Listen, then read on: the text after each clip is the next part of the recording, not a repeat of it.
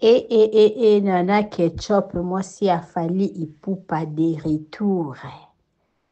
Nana Ketchup abimaki asaleli biso video alobi ke azopesa biso mbote alobi bye bye réseaux sociaux.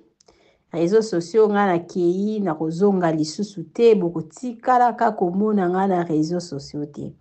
Nana Ketchup akangi motema te. Nana Ketchup mwasi ya star na biso fali ipupa de retour.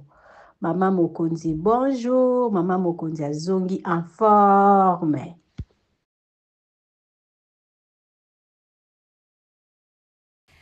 Bonjour, bonjour la famille. Maman Bijou na eka kosa la bino publicité à maison de passage na biso o ezalaka na matonge na Iribu A37. Auberge na biso ezawana pona ndeko oyo yozotalanga. Maman Bijou alobiso ko lingo kele na yo congé na kini. Ko hésiter te tozara na adresse kaka moko.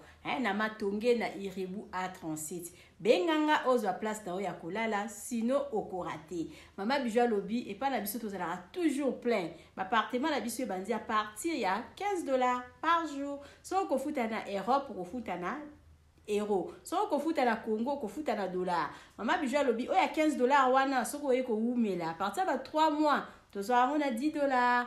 Yaboye ezawa pika kipa ya Maman Bijou. Maman Bijou alobi merci d'avoir beaucoup sa confiance. Vous allez toujours là pour la repérer sa numéro à téléphone. On n'est pas à bateau. Maman Bijou lobby, lobby, il fait la force.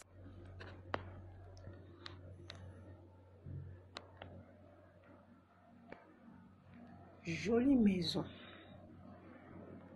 VIP à dégâts.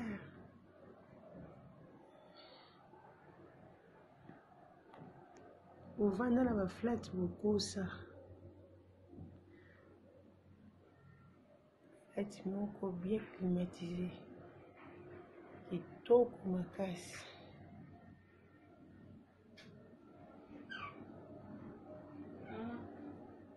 Alors oui, c'est une carte de dépôt d'affaires, sauf qu'à des d'accord.